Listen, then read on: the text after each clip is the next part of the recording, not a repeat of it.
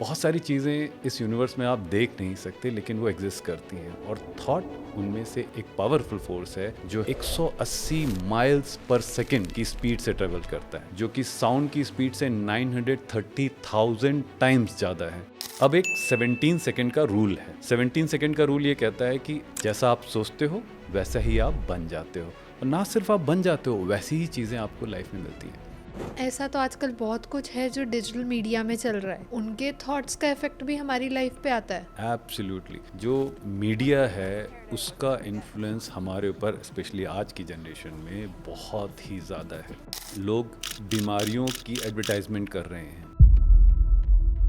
अगर आप बीमारी का प्रचार कर रहे हो, it will create more illness. Avoiding media is not the solution, but having right thought process is very very important. लेकिन मेरे अंदर अब एक क्वेश्चन है कि गॉड ने हमें ये थिंकिंग दी ही क्यों? That's a wonderful question actually.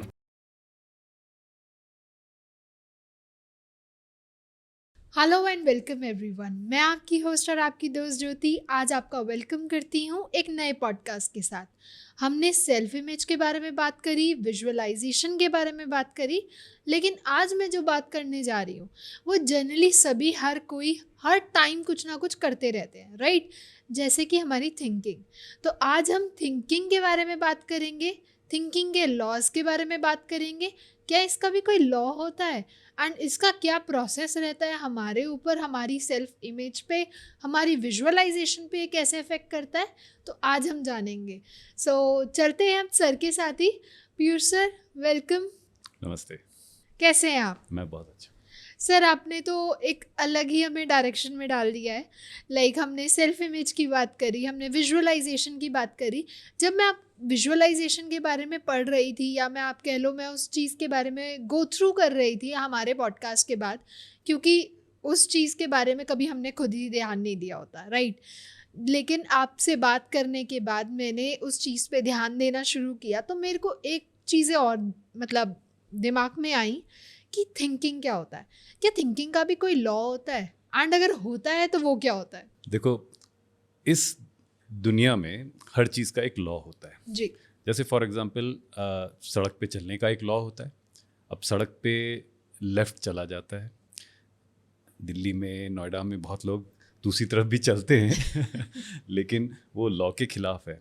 और जब वो लॉ के खिलाफ जाते हैं तो क्या होता है, कहीं ना कहीं कोई प्रॉब्लम, कोई एक्सीडेंट, कोई ना कोई दिक्कत क्रिएट हो जाती है। बिल्कुल तो सही। इसी तरह से इस पूरी यूनिवर्स का एक लॉ होता है। हर चीज़ का एक लॉ होता है, एक नियम होता है। ये सारी प्रकृति एक नियम के अनुसार चलती है। अगर हम उस नियम को समझकर उस नियम के तहत काम करते हैं, उस नियम के अंडर काम करते हैं, तो सब कुछ ठीक चलता है। अगर हम उस नियम के खिलाफ काम करते हैं तो चीज़ें गड़बड़ हो जाती हैं। For example, law of gravity. अब लॉ ऑफ ग्रेविटी ये कहता है कि ग्रेविटी, जो अर्थ वो है, वो आपको हमेशा हर ऑब्जेक्ट को अपनी तरफ, अपने सेंटर की तरफ खींचती है। बिल्कुल। आपको एक जोक सुनाते हैं, एक जोक से शुरू करते हैं। तो 3 दोस्त थे। 3 दोस्तों ने कहा कि मैं लॉ ऑफ ग्रेविटी को नहीं मानता। अच्छा। ठीक है। और वो एक छत पे चले गए। छत थी 3-4 स्टोरी ऊंची थी, और उस पे जाके खड़े हो गए। अब उनमें से एक बहुत रिलीजियस था, एक बहुत ही अच्छा आदमी था जो बहुत अच्छे काम करता था, और एक ऐसा ही लफंडर टाइप का आदमी था। ठीक है। अब तीनों ने ऊपर गए, उन्होंने कहा हम लॉ ऑफ ग्रेविटी को नहीं मानते, और वो एक एक करके वहाँ से कूदे। अच्छा। तो आपको क्या लगता है कि उनका क्या रिजल्ट हुआ होगा?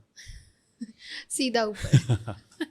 So the point is, irrespective of आपका बिलीफ सिस्टम क्या है, आप क्या मानते हो, कैसा आप सोचते हो, अगर आप लॉ के खिलाफ जा रहे हो तो आपको वही रिजल्ट मिलेगा जो लॉ कहता है। बिल्कुल। आपके अपने तरीकों से कोई नया रिजल्ट नहीं मिलने वाला। अब इसी में एक चौथा आदमी आ गया जो कूदा तो हवा में तैरने लगा। वो कैसे? क्योंकि उसने एक पैराशूट बांधा हुआ था।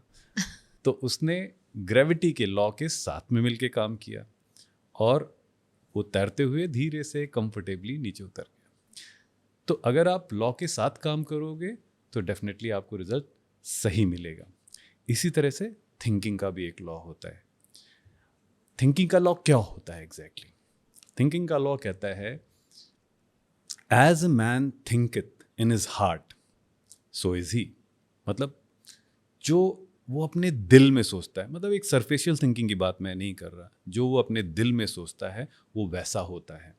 इसको अगर दूसरे तरीके से देखा जाए तो ये कह सकते हैं as you think you become. जैसा आप सोचते हो वैसा ही आप बन जाते हो, और ना सिर्फ आप बन जाते हो, वैसी ही चीज़ें आपको लाइफ में मिलती हैं। तो ज़्यादातर लोग सोचते हैं कि थिंकिंग से क्या होता है, थिंकिंग तो बस कुछ चल रहा है अपने दिमाग में, लेकिन थॉट एक लाइफ फोर्स है, और इतनी रियल है जितनी कि हीट या इलेक्ट्रिसिटी। अब आप हीट को देख सकते हो? नहीं देख सकते हो। इलेक्ट्रिसिटी को आप देख सकते हो? नहीं देख नहीं सकते, राइट? लेकिन वो काम तो करती है। अगर एक वायर पे आप टच करोगे और इलेक्ट्रिसिटी ऑन है तो वो आपको बता देगी कि मैं हूँ, राइट? तो इसी तरह से बहुत सारी चीज़ें इस यूनिवर्स में आप देख नहीं सकते, लेकिन वो एग्जिस्ट करती हैं, और थॉट उनमें से एक फोर्स, एक पावरफुल फोर्स है जो कि एग्जिस्ट करती है, और वो एक ओरिजिनल सब्सटेंस है। अगर साइंस की बात करें तो साइंटिस्ट ने ये पाया कि थॉट जो है 180 माइल्स पर सेकंड की स्पीड से ट्रेवल करता है। अच्छा। जो कि साउंड की स्पीड से 930,000 टाइम्स ज़्यादा है। आप अपने थॉट्स को लेस देन अ सेकेंड में इस पोल से उस पोल तक फ्लैश कर सकते हो, राइट? कर सकते हो? पॉसिबल? सो थॉट की स्पीड बहुत ज़्यादा है। इनफैक्ट ये पहले की रिसर्च है, अगर आज की रिसर्च में जाएं, क्वांटम मैकेनिक्स में जाएं, तो हम यहाँ तक पहुँच गए कि थॉट हमेशा, हर समय, जो भी आप थॉट देते हो वो हर समय हर जगह मौजूद रहता है। That is the kind of research which has gone to the thought. So thought is definitely very very powerful force. पूरी दुनिया में इससे पावरफुल फोर्स है ही नहीं। तो इसलिए हमें थिंकिंग के बारे में बहुत ध्यान देना चाहिए, और थिंकिंग का एक लॉ है, और वो लॉ ये कहता है कि as you think you become. Sir, तो ये जो आपका लॉ ऑफ थिंकिंग है, ये तो हमने कुछ ऐसा ही कुछ हमने सेल्फ इमेज में भी सुना था, और ऐसा ही कुछ हमने विजुअलाइजेशन में भी सुना। तो थिंकिंग का जो लॉ है वो कैसे इन लोगों को कनेक्ट करता है, या इनसे डिफरेंट है? ज़्यादातर लोग ये कहते हैं कि वो सोचते हैं, लेकिन मैं अपने गुरु बॉब प्रॉक्टर को हमेशा कोट करता हूँ, तो उनको कोट करना पसंद करूँगा यहाँ पे। बॉब प्रॉक्टर ने एक बार ये कहा कि, of course he was coating someone else, एक डॉक्टर फार्मलैंड थे, उनको वो कोट कर रहे थे, जिसमें उन्होंने ये कहा कि 2% people think, only 2% people think, 3% people think that they think, and 95% people would rather die than think. मतलब ये कि इस पूरी दुनिया में सिर्फ 2% लोग सोचते हैं, 3% लोग ये सोचते हैं कि वो सोचते हैं, और 95% लोग मर जाएंगे लेकिन सोचेंगे नहीं, राइट? अर्ल नाइटिंगेल ने ये कहा कि अगर एक एवरेज बंदे से ये पूछो कि वो क्या सोच रहा है, तो वो चुप हो जाएगा, क्योंकि उसके पास कुछ बताने के लिए नहीं होगा। तो थिंकिंग क्या है? हम लोग क्या कर रहे हैं? हम जो सोच रहे हैं वो क्या सोच रहे हैं? हम सोच नहीं रहे हैं, हम सिर्फ औरों के थॉट्स को रिसाइकिल कर रहे हैं। अच्छा। जो हमारा इन्फ्लुएंस जोन है, उससे हमें जो थॉट्स आ रहे हैं, हम उसको बार बार रिसाइकिल कर रहे हैं। जो भी हमारे माइंड में चल रहा है वो हमारा थॉट नहीं है, वो थॉट किसी और का थॉट है, और वो थॉट हम रिसाइकिल कर रहे हैं। तो थिंकिंग क्या होती है? थिंकिंग होती है एक ओरिजिनल आइडिया क्रिएट करना। मैं आपको एक एग्जांपल बताता हूँ। अगर आप अपने थॉट्स को ऑब्जर्व करो, तो आप देखोगे कि आप चुपचाप बैठ जाओ और ये देखो कि मेरे थॉट्स क्या आ रहे हैं। तो आपको कैसा नज़र आएगा? आपको ऐसा नज़र आएगा कि जैसे कि क्लाउड्स होते हैं जी। क्लाउड्स के फॉर्म में थॉट्स आपके सामने आ रहे हैं और धीरे धीरे जा रहे हैं। डिफरेंट डिफरेंट थॉट्स आते जाएंगे, एक तरफ से आ रहे हैं, जा रहे हैं, आ रहे हैं, जा रहे हैं। If you simply observe them, and most of these thoughts are coming from where? They are either coming from your zone of influence, जो आपके आसपास इर्द गिर्द जो लोग हैं, जो बातें वो कह रहे हैं, जो वो आपसे कम्युनिकेट कर रहे हैं, जो वो सोच रहे हैं, वही थॉट्स आपके सामने आ रहे हैं। या फिर वो आपकी सेल्फ इमेज से आ रहे हैं, आपकी प्रोग्रामिंग से आ रहे हैं, जो कि बचपन से प्रोग्राम हो रखी है, उसकी वजह से वो थॉट्स जनरेट हो रहे हैं और वो आपके सामने आ रहे हैं। अच्छा। अब एक 17 सेकंड का रूल है। 17 सेकंड का रूल ये कहता है कि अगर आप उन थॉट्स में एंगेज नहीं हुए तो वो चुपचाप चले जाएंगे, अच्छा। लेकिन अगर आप उसमें हुक कर गए, किसी भी एक थॉट को आपने पकड़ा और उसमें हुक कर गए, और अगर 17 सेकंड तक आपने उस थॉट को अपने पास रखा, तो क्या होगा कि उससे मिलता जुलता एक और थॉट उस थॉट के साथ जुड़ जाएगा। फॉर अपने आप एग्जाम्पल, आता रहेगा। बिल्कुल आ जाएगा। फॉर एग्जाम्पल, अगर आप आपकी एक डॉटर है, आपने मुझे बताया, जी। राइट? अगर आप अपनी डॉटर के बारे में सोचो, राइट? अगर आप 17 सेकंड तक उसके बारे में सोचोगे तो आपके और थॉट्स उसके साथ जुड़ने शुरू हो जाएंगे कि वो कैसे खेलती है, कैसे स्माइल करती है, कैसे आपसे बातें करती है, राइट? या और धीरे धीरे धीरे धीरे क्या होगा कि वो थॉट्स, और सारे थॉट्स जुड़ने होंगे, शुरू हो जाएंगे उसी के साथ, राइट? और इवेंचुअली वो एक थॉट प्रोसेस आपका बन जाएगा, right? So there is a 17 second rule. अगर आपने 17 सेकंड तक उस थॉट को अवॉइड कर लिया तो वो चला जाएगा। इसी तरह आप किसी बैड न्यूज़ को भी ले सकते हो। अच्छा। If you pick up any bad news, आपने कहीं सुना और 17 सेकंड तक आप उसमें अटक गए, तो 17 सेकंड के बाद बहुत सारी बैड न्यूज़ उसके साथ जुड़ना शुरू हो जाएंगे, and then you will start thinking lot of bad things around you, right? So that is how the 17 second rules work, right? So thinking is not about hooking on to a thought. No, that's not thinking. The law of thinking is when you can originate an idea within yourself, right? And that's how you can create your life. That's how you can create what you want. So this is the law of thinking. Thinking तो sir सभी कर लेते हैं अब, ठीक है? हर कोई कभी ना कभी या नॉर्मली भी लाइफ में बैठ के या काम करते हुए कुछ ना कुछ सोच ही रहा होता है, राइट? तो इसका इम्पोर्टेंस क्या है? लॉ ऑफ थिंकिंग की इम्पोर्टेंस क्या है? क्यों इम्पोर्टेंट है ये? एंड इसका पर्पस क्या है बेसिकली? बिल्कुल, आई थिंक बहुत ही इंपॉर्टेंट सवाल है कि यार हमारी जो क्रिएटर है उसने हमें थिंकिंग क्यों दी? नहीं देता तो क्या हो जाता? नहीं देता। Exactly. हम आते खाते पीते जिंदगी जीते चले जाते, बट थिंकिंग उसने दी है ना। तो क्यों दी है? Thinking is the first step of creation. You create with your thinking. Thinking is creative, and that is why thinking is very very important. अब आपके ऊपर डिपेंड करता है कि आपके अंदर एक फ्री विल है, आप चाहो तो जिस भी डायरेक्शन में सोच सकते हो, राइट? जैसे मैंने बताया कि आप बहुत सारे थॉट्स हैं, आप किसी पे भी हुक कर सकते हो, तो आपकी मर्जी है, आप किसी भी थॉट को सोच सकते हो. आप नेगेटिव थॉट सोच सकते हो, आप पॉजिटिव थॉट सोच सकते हो. तो जिस भी थॉट को आप सोचोगे वो क्रिएशन की तरफ बढ़ना शुरू हो जाएगा. तो इसीलिए थिंकिंग क्रिएटर ने हमें थिंकिंग दी है कि हम थिंक करके किसी भी चीज़ को अपनी लाइफ में क्रिएट कर सकें. And that is why thinking is very very important. Now this is mostly happening by the influence, as I said, influence of the people. जैसे मैं आपको एक एग्जांपल दूं कि आपने देखा होगा कि कुछ स्मोकर्स का गैंग होता है. Smoker, not a gang, like bunch of people who are smoking, right? अब उसमें एक बंदा है जो स्मोक नहीं करता. अब उसके 4 साथी हैं जो कि स्मोक करते हैं. अब वो उनके साथ घूमता है, टहलता है, खाना खाता है, सब कुछ करता है या गप्पे मारता है. अब धीरे धीरे धीरे धीरे धीरे धीरे धीरे धीरे वो 4 लोग उस 5वें पर्सन को इन्फ्लुएंस कर देंगे, राइट? और एक दिन उनके थॉट्स को कि स्मोकिंग इज कूल वो हुक ऑन कर लेगा और इवेंचुअली वो उसकी थिंकिंग बन जाएगी. And very often you will find कि वो जो 5वां पर्सन है वो भी एक दिन स्मोक करने लगेगा, right? So he has created that smoking habit for him by his own thinking, hooking on to someone else's thought of thinking. You understand? So this is how it works. Now you can choose, he can choose, he is free. वो free है, वो choose कर सकता है कि नहीं मुझे cigarette नहीं पीना है. लेकिन ज़्यादातर क्या होने वाला है कि वो औरों के थॉट से इन्फ्लुएंस होगा और उस थॉट को जब वो सोचने लगेगा कि स्मोकिंग इज कूल तो वो भी स्मोक करने लगेगा. So that is why thinking is very very important.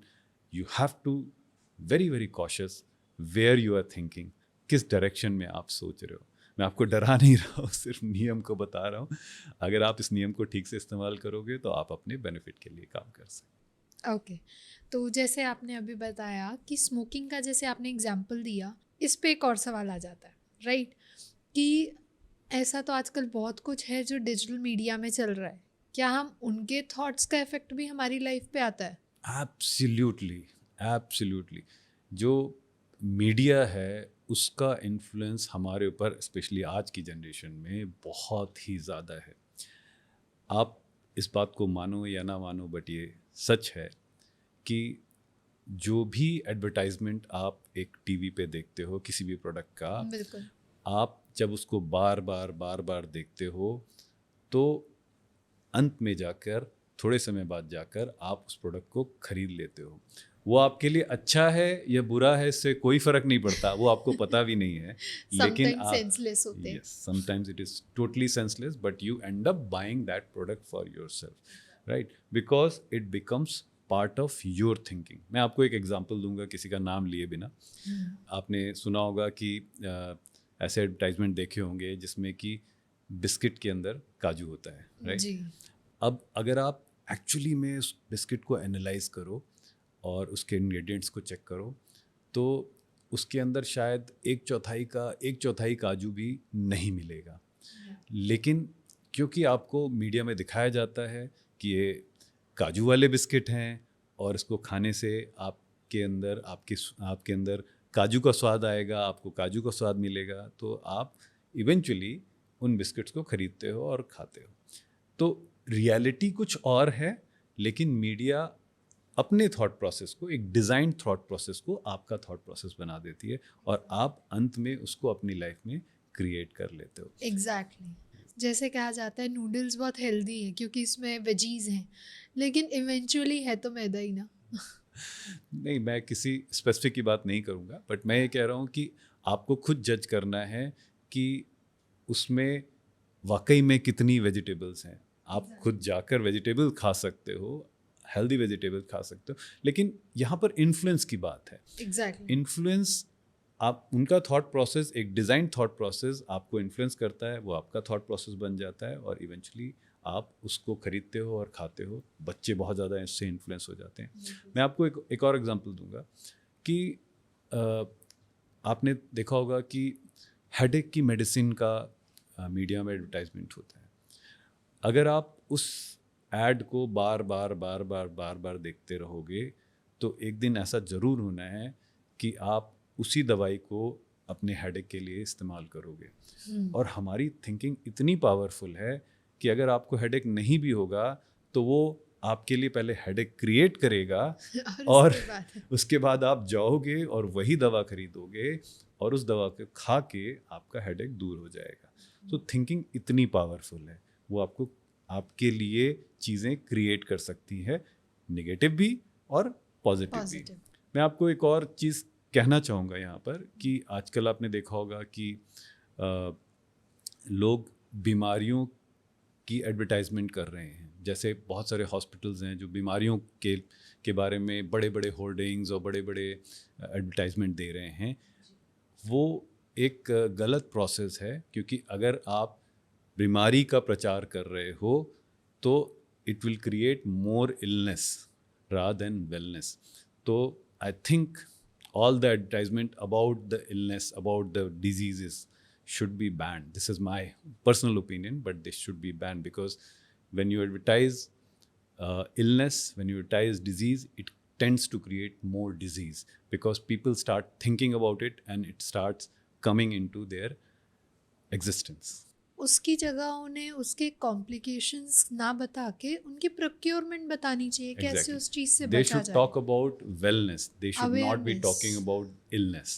Exactly. Right? So this is how it should be done. So media definitely has a very strong influence. और आज के date में social media में हर समय bombardment होता रहता है different चीज़ों का, तो लोग बहुत ही जल्दी इन्फ्लुएंस होते हैं। बट इन्फ्लुएंस के बीच में एक जो प्रोसेस है कि उनका जो थॉट प्रोसेस है, उनकी जो थिंकिंग है, वो आपकी थिंकिंग बन जाती है और जैसे ही आपकी थिंकिंग बनती है it starts creating for you.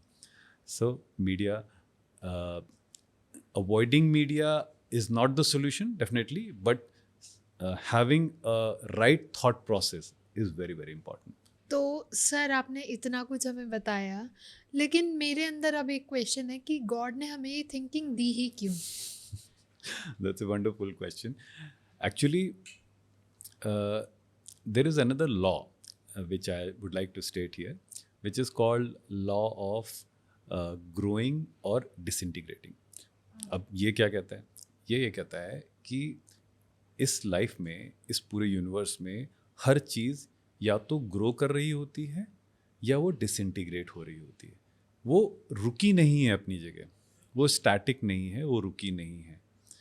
तो अगर एक पेड़ है, या तो वो ग्रो कर रहा है या वो डिसइंटीग्रेट कर रहा है. जी. ऐसे ही इंसान जो हैं, या तो वो ग्रो कर रहे हैं या वो डिसइंटीग्रेट कर रहे हैं. या तो आप अपने करियर में ग्रो कर रहे हो या आप डिसइंटीग्रेट कर रहे हो. ऐसा नहीं है कि आप अपनी जगह रुके हो और सब कुछ स्टैग्नेंट है, ऐसा कुछ नहीं है. It will either go this way और गो दैट वे. अब इसमें थिंकिंग का बहुत बड़ा रोल है, क्योंकि हमारा जो माइंड है वो एक तरह से एक गार्डन की तरह से. अब उस गार्डन में अगर आप अच्छे अच्छे पौधे लगाओगे, जैसे आपके पास एक गार्डन हो, आप बहुत सुंदर सुंदर फूल वाले पौधे लगाओगे और आप ध्यान रखोगे कि उसमें कोई खरपतवार, कोई वीड्स ना होगे. अगर होती हैं तो उनको उखाड़ के माली निकाल देता है, फेंक देता है. ठीक है. तो आपका माइंड भी एक गार्डन है. उसमें आप अपने थॉट्स से ब्यूटीफुल प्लांट्स को आप प्लांट करते हो. आप उसमें रोज़ प्लांट करोगे, आप उसमें डिफरेंट ब्यूटीफुल प्लांट्स प्लांट करोगे, डिफरेंट थॉट्स प्लांट करोगे. और अगर आप वो नहीं प्लांट करोगे तो क्या होने वाला है? वहाँ पर खरपतवार उगने वाली है. मतलब वो सारे लोग, वो सारे नेगेटिव थॉट प्रोसेस, वो सारा एक बैड इन्फ्लुएंस आपके मेंटल गार्डन में अपनी जगह बना लेगा और ग्रो करने लगेगा. अब क्योंकि लॉ कहता है कि ग्रोइंग और डिसइंटीग्रेटिंग, तो वो ग्रो कर रहा है, तो वो ग्रो करके धीरे धीरे धीरे धीरे बड़ा हो जाएगा और इवेंचुअली वो आपका थॉट प्रोसेस बन जाएगा. रिलीजन इन अ वे आज की डेट में जो चल रहा है, बहुत हद तक ऐसा बन चुका है कि वो लोगों को इन्फ्लुएंस कर रहा है. आपने देखा होगा कि रिलीजन के नाम पे लोग बहुत कुछ कर जाते हैं जो कि एक इंसानियत से भी हट के हो जाता है. एग्जैक्टली. रिलीजन के नाम पे करते हैं. तो वो इसलिए हो रहा है कि उनके मेंटल गार्डन में खरपतवार उग रहे हैं और वो इतने बड़े हो गए कि शायद वो किसी को में भी पीछे नहीं हटते हैं. तो ये जो है, ये इसलिए है क्योंकि they are not taking care of their mental garden. So you have to become a good gardener of your mental garden. अपने माइंड का ख्याल रखना है. हमें उसमें खरपतवार, मतलब कोई भी नेगेटिव थॉट्स, कोई भी बैड इन्फ्लुएंस को ग्रो नहीं करने देना है. और हमें जो चाहिए, the direction of what we want in our life, उसको वहाँ पर ग्रो करना है. तो गॉड ने हमें ये इसलिए दिया ताकि हम अपनी लाइफ में कुछ अच्छा क्रिएट कर सकें, कुछ बढ़िया क्रिएट कर सकें और हम अपनी लाइफ में ग्रो कर सकें. ओके. तो ये जो आपने नेगेटिव थॉट्स के बारे में बताया हमें, तो इसको कैसे हम ओवरकम कर सकते हैं? क्योंकि समटाइम्स ऐसा होता है कि हर कोई बंदा डिप्रेस होता है, अपनी लाइफ में उलझा जाता है, वो उदास हो जाता है या कुछ ऐसी परेशानी आ जाती है जो उसको डिस्टर्ब करती है, तो उसके अंदर वही नेगेटिव थॉट्स बनने शुरू हो जाते हैं, राइट? तो इसको आप कैसे हम ओवरकम कर सकते हैं? देखो, आप नेगेटिव थॉट्स को ओवरकम नहीं कर सकते. आप नेगेटिव थॉट्स को ओवरकम नहीं कर सकते, लेकिन आप क्या कर सकते हो कि आप एक पॉजिटिव थॉट को क्रिएट कर सकते हो. अच्छा. मैं आपको एग्जांपल देता हूँ. मान लीजिए आप जंगल सफारी में गए, ठीक है, और सर्दियों का समय है, ठीक है. आप, आपकी फैमिली गई और आपने टेंट लगाया, बैठे आप लोग जंगल के बीच में बैठे हो और बहुत ठंड हो रही है, ठीक है, बहुत ठंड हो रही है. तो आप उस ठंड को दूर कैसे करोगे? प्रॉब्ली आप शायद में लकड़ियाँ लाए होगे, लकड़ियों से एक बॉनफायर बनाओगे, आग जलाओगे, हीट को प्रोड्यूस करोगे और उसके इर्द गिर्द बैठोगे. तो वो हीट आपकी ठंड को दूर कर देगी, राइट? एग्जैक्टली. अगर आप ठंड से फाइट करते रहो, कोल्ड से फाइट करते रहोगे, तो क्या वो दूर हो जाएगी? नहीं हो जाएगी, राइट? तो आपको ठंड को दूर करने के लिए या कोल्ड को दूर करने के लिए आपको हीट प्रोड्यूस करना है। इसी तरह से अपने नेगेटिव थॉट्स को हटाने के लिए आपको पॉजिटिव थॉट्स को क्रिएट करना है, राइट? अगर आप नेगेटिव थॉट्स से लड़ते रहोगे तो आप पॉजिटिव थॉट्स कभी भी नहीं क्रिएट कर सकते। और ज़्यादातर लोगों के साथ ये होता है क्योंकि अब उनके माइंड में एक नेगेटिविटी है, जो कि ज़्यादातर, मैंने कहा, दो सोर्स हैं। एक सोर्स है आपकी खुद की self image which is not been program well, और it is the influence of your peer group और द पीपल अराउंड यू। उन दोनों से आपके पास एक नेगेटिव थॉट आ गया। अब आप उससे लड़ रहे हो कि मुझे इसको हटाना है, तो आप उसको हटा नहीं पाओगे। आपको क्या करना है? आपको एक पॉजिटिव थॉट्स को क्रिएट करना है और उस पे अपने आप को पकड़ के रखना है, तो वो नेगेटिव थॉट धीरे धीरे अपने आप ही डिमिनिश हो जाएगा। इट मीन्स हमें एक वायरस को किल करने के लिए एक एंटीडोट का इस्तेमाल करना चाहिए। इन ए वे जो आप कह रहे हो सही है। मैं आपको एक एग्जांपल देता हूँ, बहुत बढ़िया एग्जांपल है। मदर टेरेसा के पास लोग गए और बोले कि हम एंटी वॉर प्रोटेस्ट कर रहे हैं, वॉर चल रही हैं और वॉर के अगेंस्ट हमें प्रोटेस्ट करना है, तो आप हमारे साथ खड़े होइए, क्योंकि मदर टेरेसा हैं तो आपकी बात लोगों को समझ में आएगी, लोग सुनेंगे, इन्फ्लुएंस बढ़ेगा, बहुत सारे लोग इसके साथ इकट्ठा हो जाएंगे और शायद वो रुक जाए। तो मदर टेरेसा ने कहा कि नहीं, आई विल नॉट गो। उन्होंने कहा कि आप एंटी वॉर प्रोटेस्ट कर रहे हैं, उसमें मैं नहीं जा सकती। अगर आप प्रो पीस प्रोटेस्ट कर रहे हो तो मैं उसमें जा सकती हूँ। You understand what I am saying? तो उन्होंने कहा कि मैं वॉर के खिलाफ लड़ने नहीं जाऊंगी, मैं पीस के साथ खड़ी होंगी। तो नेगेटिव को फाइट नहीं करना है, पॉजिटिव को क्रिएट करना है, right? So this is how you can overcome your negative thoughts by creating a new positive thought. इसमें एक रूल मैं और बताना चाहूँगा, जो कि बहुत इंपॉर्टेंट है, जो 17 सेकेंड रूल से जुड़ा हुआ है। अच्छा। जैसे मैंने कहा कि 17 सेकेंड तक अगर आप एक थॉट को होल्ड करोगे तो उससे जुड़े हुए, उससे मिलते जुलते थॉट्स आपके माइंड में आने शुरू हो जाएंगे। लेकिन 68 सेकेंड का जो रूल है वो ये कहता है कि अगर आप किसी थॉट को अपने अंदर होल्ड कर लो फॉर 68 सेकेंड, तो वो थॉट क्रिएशन की तरफ बढ़ना शुरू हो जाता है। अच्छा। मतलब वो क्रिएट करना शुरू कर देता है। तो आपने अगर एक पॉजिटिव थॉट लिया और उसको 68 second, not more than 68 second आपने उसको होल्ड किया अपने अंदर, प्रोटेक्ट करके रखा, किसी और इन्फ्लुएंस से कोई और थॉट नहीं आने दिया, तो वो थॉट क्रिएशन की तरफ बढ़ना शुरू हो जाएगा। सो it is that strong, it is that powerful, that is Y law of thinking is very very important and very very powerful. तो अब मैं आपसे एक और चीज़ जानना चाहती हूँ। ऑडियंस का तो पता नहीं, लेकिन मैं पर्सनली बहुत ज़्यादा सोचती हूँ, अगर कोई एक इवेंट हमारे साथ हो रहा है या लाइफ में कुछ चल रहा है और मेरे दिमाग में कुछ वो चीज़ बैठ गई, तो मैं उस चीज़ के बारे में सोचती जाऊँगी and I just over think about it, right? मैं उसके वर्स से वर्स क्या क्या उसकी सिचुएशंस हो सकती हैं, मैं वो तक सोच लेती हूँ। तो इसको मैं कैसे कंट्रोल कर सकती हूँ? सबसे पहले ये रिकग्निशन होना, आज की पॉडकास्ट आई थिंक बहुत इम्पॉर्टेंट इसलिए है क्योंकि ये रिकग्नाइज करना कि जब भी आप सोच रहे हो आप कुछ क्रिएट कर रहे हो, राइट? अगर आप कुछ सोच रहे हो आप कुछ क्रिएट कर रहे हो। अगर आप नेगेटिव सोच रहे हो तो आप क्या कर रहे हो? आप नेगेटिव क्रिएट कर रहे हो अपनी लाइफ में, राइट?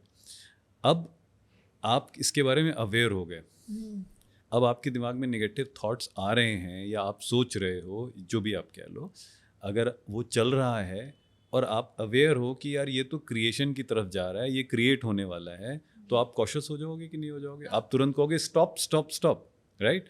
मुझे इस बारे में नहीं सोचना है। तो वो अवेयरनेस बहुत ज़रूरी है।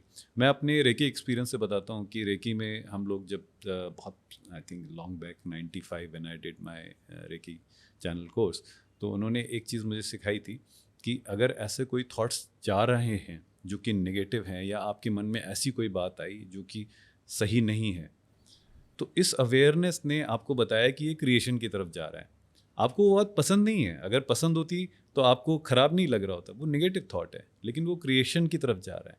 तो तुरंत उसको होल्ड करो और बोलो recall and cancel, recall and cancel, right, recall that thought and cancel it, right, cancel it right there. तो ये रिकग्निशन कि थॉट ऐसा नहीं है कि मेरे माइंड में कुछ ऐसा ही चल रहा है यार निकल जाएगा, नहीं, ऐसा नहीं है। It is very creative in nature, it will and up creating something. तो अगर गड़बड़ है तो उसको होल्ड कर लो, रोक लो, उसको आगे नहीं जाने दो, राइट। सो सबसे पहले recognition is very very important. Second most important thing is that you need to have discipline. So I'll talk little bit about discipline. What is discipline?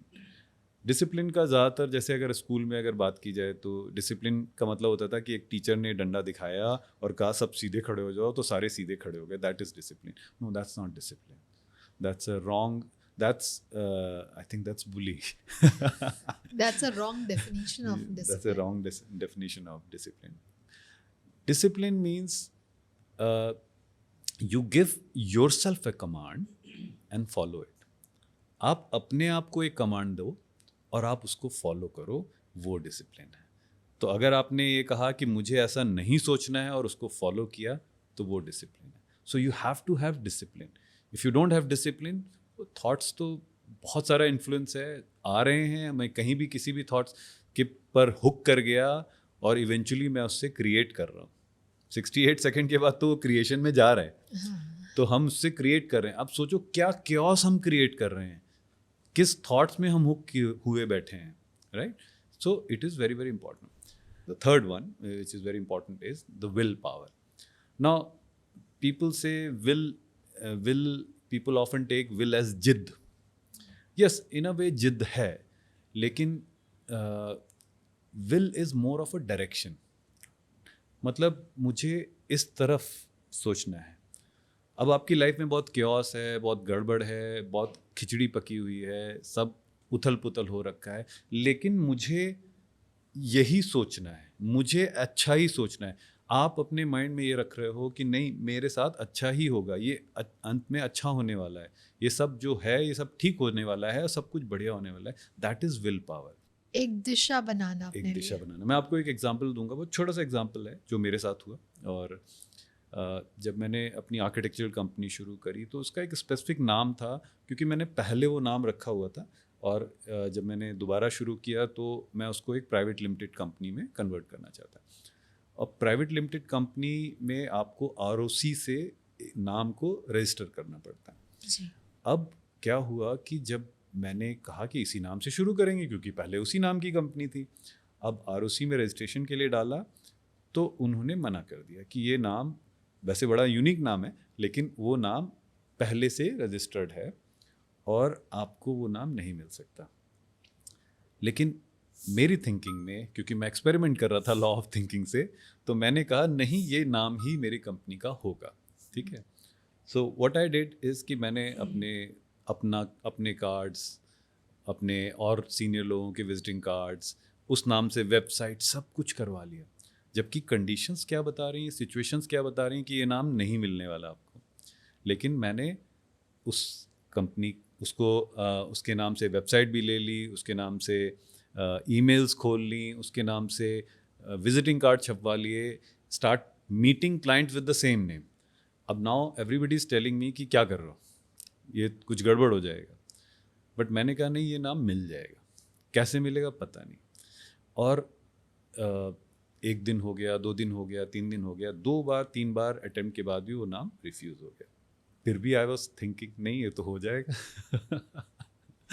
And eventually one of my friend call, because ROC UP में ROC is in Kanpur, तो वहाँ से ही called me and he said he start talking to me. तो मैंने उसको ये बात बताई, तो उसने बोला कि he know someone in the ROC।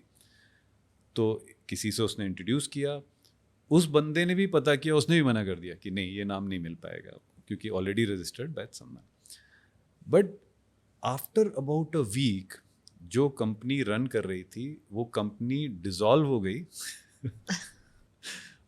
Dissolve हो गई क्योंकि ऑलरेडी वो डिसॉल्व करने के प्रोसेस में थे, और उन्होंने उस कंपनी के नाम को वापस से हटा लिया, तो ROC से वो हट गई और मेरे को वो नाम मिल गया. Now I will call it as a result of my my will in the direction of that particular name, using the law of thinking. So I think it works and I have experienced it. So I we will can say say that कि आपकी law of thinking का जो process है वो आपकी visualisation बना and visualisation से वो फुलफिल हुआ. definitely. See, visualization is a next step after thinking. It starts with the thinking and then it goes to visualization. बिल्कुल. लेकिन इसमें एक और फोर्थ जो पार्ट है वो बहुत इंपॉर्टेंट है, मैं और इसके बारे में ज़रूर बात करना चाहूँगा. वो ये है कि अगर the clarity of what you want, वो कहाँ से आता है? वो तब आता है जब आपके मन में खिचड़ी नहीं पकी हो, आपके मन में बहुत सारा केओस नहीं हो. ठीक है, तो हमें एक एग्जाम्पल है जो मैं हमेशा लोगों को देता हूँ कि अगर आपका घर है, ठीक है, और उस घर में आप डेली सफाई करवाते हो, झाड़ू पोछा लगवाते हो, राइट? क्यों करवाते हो? साफ रहेगा. साफ रहे, चमकता रहे, राइट? बिल्कुल. अगर आप एक दिन झाड़ू पोछा नहीं करवाओगे तो क्या होगा? गंदगी हो जाएगी. गंदगी हो जाएगी, राइट? और अगर एक हफ्ते मत कराओ तो क्या होने वाला है? आफत आ जाएगी. आफत आ जाएगी. और अगर 2-3 महीने तक कोई झाड़ू पोछा ना हो तो क्या होने वाला है? बदबू आएगी, right? Of course. So we are so cautious about our home कि नहीं यार, साफ रहना चाहिए. But we have a home here, we have a home here, right? हमारा माइंड कचड़े से भरा पड़ा है, कचड़े से भरा पड़ा है. कचड़ा कहाँ से आ रहा है? इधर से, उधर से, इधर से, मीडिया से, लोगों से. Lot of negative thinking which is coming to you, lot of negativity which is coming to you, right? And it is stored there as a vibrational load in your home. लेकिन हम कभी भी उसको साफ करने की कोशिश नहीं करते. तो जैसे आप अपने कमरे को साफ करते हो, अपने घर को साफ करते हो, आपको अपने मेंटल रूम को भी साफ करना है. क्योंकि अगर आप झाड़ू पोछा नहीं लगाओगे मेंटल रूम में तो उसमें बदबू आने वाली है. बिल्कुल सही है. और अगर आप बहुत लोगों से मिलोगे तो उनकी बदबू इतनी स्ट्रांग होती है कि आपके सामने बैठते ही उनकी मेंटल जो बदबू होती है वो आप सूंघ सकते हो. So you have to do something which should clean your mental room and that is meditation, right? And that is alignment. अगर आप मेडिटेशन या अलाइनमेंट नहीं करोगे तो आपका कमरा गंदा होगा और कमरे से बदबू आएगी, क्योस भरा होगा, इतने सारे वाइब्रेशंस उसके अंदर भरे पड़े हैं, तो आप उससे क्लैरिटी से ये नहीं सोच पाओगे कि आपको क्या चाहिए, right? So it is very important to clean your room, it is very important to do झाड़ू पोछा in your mental room, right? तो सर अभी जैसे आपने कुछ टिप्स बताई मेडिटेशन, तो ऐसे ही मैं आपसे जानना चाहूँगी कुछ मंत्रास जिससे हम अपनी लॉ ऑफ थिंकिंग को कंट्रोल कर पाएँ और उसको सही डायरेक्शन में ले पाएँ. देखो, लॉ ऑफ थिंकिंग का एक ही मंत्र है, right? Which says if you can think about what you want, ध्यान से सुनना इस बात को, if you can think about what you want irrespective of your circumstances, right? That is the only mantra.